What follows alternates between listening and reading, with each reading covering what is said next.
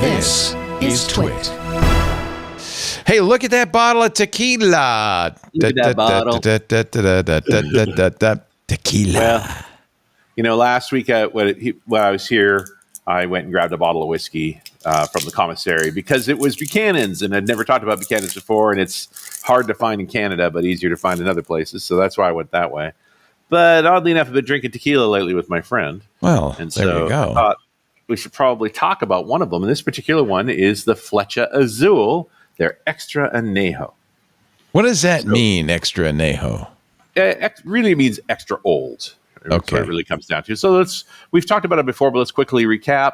The generic name for agave-based alcohols is mezcal. Yes. Tequila is a subset of those mezcals, specifically made in particular regions like Jalisco and Nayarit, Michoacan, and Guanajuato.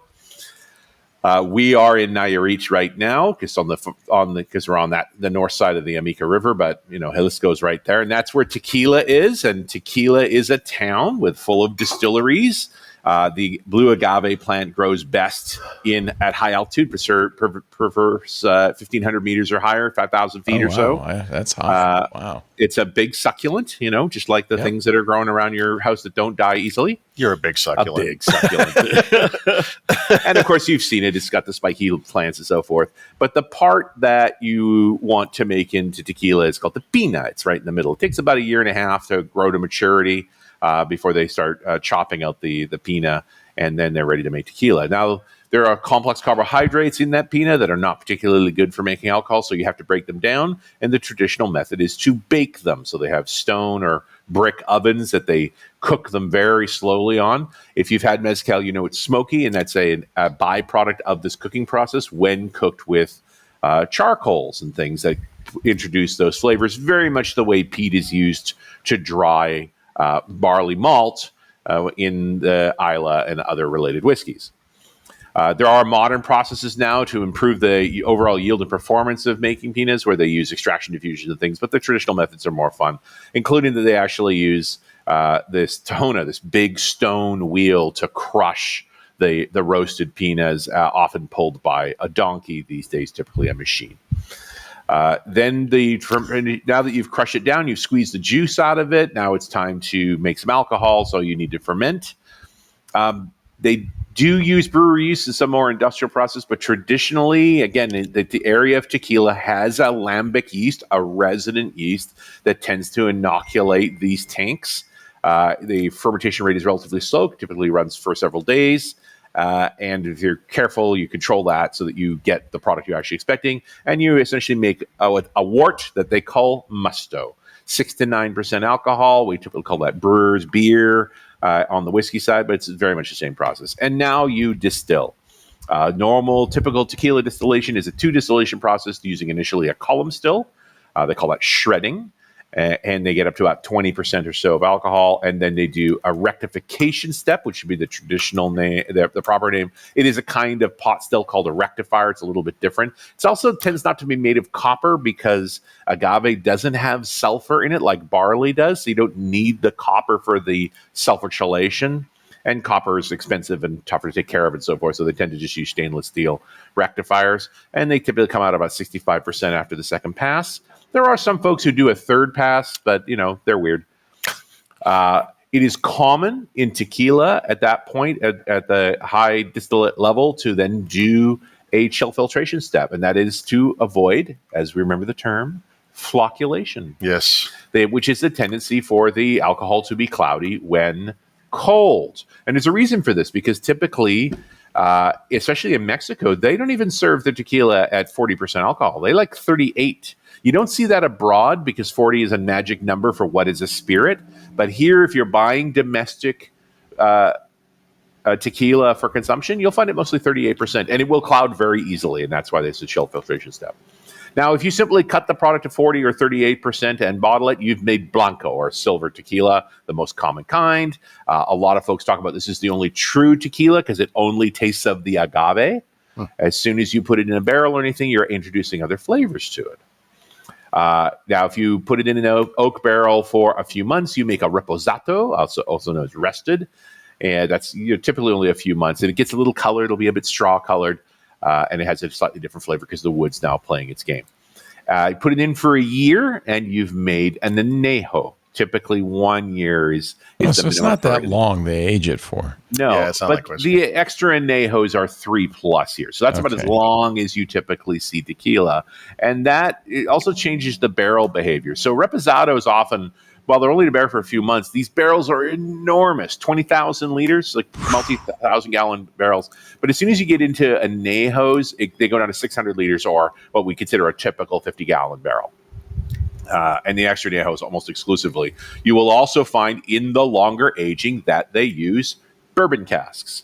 Why? Because there's lots of them, and they're inexpensive, and they introduce a nice flavor to the tequila. And so this is an extra Añejo, and it was indeed aged in bourbon casks. So Flecha Azul is a new manufacturer of tequila. It was founded only in 2020 by a fellow named Aron Marquez with his friend Abraham Ancer. So Aron Marquez is a Mexican native, born in Mexico, but he immigrated to the U.S. in the early 2000s, was educated in Oklahoma, and went into the oil industry. He is well known in the oil industry. He created a company called Wildcat Oil Tools.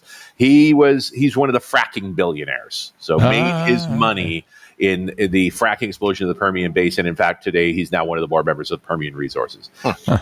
Abraham Ancer is born and raised in Mexico, and he's the #1 PGA golf player in Mexico. So these two are friends, and they decided they wanted to start making whiskey. And they want to do it very traditionally, as they could afford to do so. Within a year or two of starting, they got Mark Wahlberg on board as a major investor. Oh, is this Marky Mark's tequila? This is Marky Mark's tequila, right? That makes me like it less. Well, look, what I want you to understand here is tequila. This is a professionally. This is wealthy people decide they want to make a whiskey, but then also chose to do it in very much traditional style. So how they actually make the whiskey is they went to one of the oldest distilleries in tequila. The Aron Distillery has been around since the mid 1800s. Wow. And they are super old school. They have their own brands and so forth, but they agreed to make their whiskey following a particular approach. The Aron Distillery believes firmly in the stone oven roasting method of Pina, so they use that traditional method. They still use the roller mill, the Tajonas, although again mechanically operated, but they don't like the other extraction methods. They have modernized fermentation to distillation for reliability. So stainless steel tanks for fermentation in a sealed process, and then stainless steel column and pot stills. And some of their products are triple distilled, but not this one. And it has spent 3 years in bourbon casks. I couldn't find out which one, but it's probably Jack. Forget that Marky Mark had anything to do with it, Paul. What do you think? Well, rule number one is it good? Right? Yeah, rule number one, is it good? What I like in tequila is that pepper note. And this pepper note is there still, which is not easy to do in an extra Añejo. An extra Añejo often takes a lot of the agave flavors out, which is why a lot of tequila aficionados purely want Blanco, because they just want the pepper note. But there's definitely wood in this. Yep. It's bourbon, so it's a little sweeter. It's got a lot of heat, which is surprising. It's only 40% alcohol, right? Yeah. But there's a lot of heat in this. So I appreciate that very skilled tequila makers made this for what is totally a nouveau marketing company. Flecha Azul has gone everywhere. They're at this. They've clearly cut a deal with this resort. They have specific displays for Flecha. Oh, yeah. They have their own cocktails on the menus. It's all about marketing. Yeah. It's all about marketing. And so by that token, I did check. You can find this tequila in America. I saw it on Total Wine. However, as it's an at extra the Packy in the Boston area. It's a little pricey. This is a $300 bottle of tequila. Ooh. Yeah. Paul, now how much would you pay? That's how much I did pay. How much was So my friend Paul decided he wanted to buy the bottle. I don't think he checked the price before he did. Oh, my God. And so it better be good. Is it good? That's a lot of money for tequila. It's pretty darn good. Is it $300 good? So you're not going to make a margarita with that, though. I'm staying here for 5 days for free. So $300. Okay. Big deal. It's kind of a, Yeah. It was a nice gesture, and I'm glad to have got a chance to taste this. Yeah, me too. And we will finish it before Friday because I'm not taking it home. You get a bunch of the little TSA containers. Yeah. I've had people been bringing me whiskey now in in like 3-ounce containers. They put it in their toiletry bag so I could try stuff. And then here's the empty bottle plus the 3 little containers. That's what they've been doing. But no, this is lovely and warming. It is. Yeah. In that sense, it is more bourbon-like. Yeah, interesting. It's got that kind of bourbon heat to it. It's not that lightweight, fun to drink tequila. This has got a lot more robustness to it. I don't know that you do this as a gift. This is not your everyday tequila. This is a special one for Christmas. And it better be something you like because you spent $300 on it. Yeah. They have a variety. Have you tried the extra añejo? This is the extra añejo. Oh, that is it. It's just we did try bottle. the reposado as well. So we went with the most expensive one. Yeah, we had that at the bar. Yeah, we were drinking the reposado at the bar, which was nice, without a doubt. Okay. So I mean, again, this is 2 Mexican people, one of which has made a lot of money in America, decided they want to make their own tequila. Right. They got Marky Mark involved because it's good for marketing, without a doubt. Sure. And remember, every celebrity has a tequila now. I mean, that's it's the thing, right? And this guy is a top-tier PGA golf guy, so that's also a tie-in as well. They know what they're doing, right? They're running a marketing machine, but they chose to make their tequila in a very legit way. So they're helping to support the old establishment and at the same time using modern marketing methods. So I have a tough time being upset with Flecha Azul. They're fine. They're doing their thing. Know what you got, right? So we're going to test the theorem that tequila makes your clothes fall off. I'm more of the tequila makes me. When I drink too much tequila, I start believing I'm invisible, and that makes other choices. Maybe it's the tequila talking, but I like tequila. Well, there you have it, ladies and gentlemen. Windows Weekly. We're going to let them go back to their important duties there in what's that thing called on the beach? The cabanas? The cabana.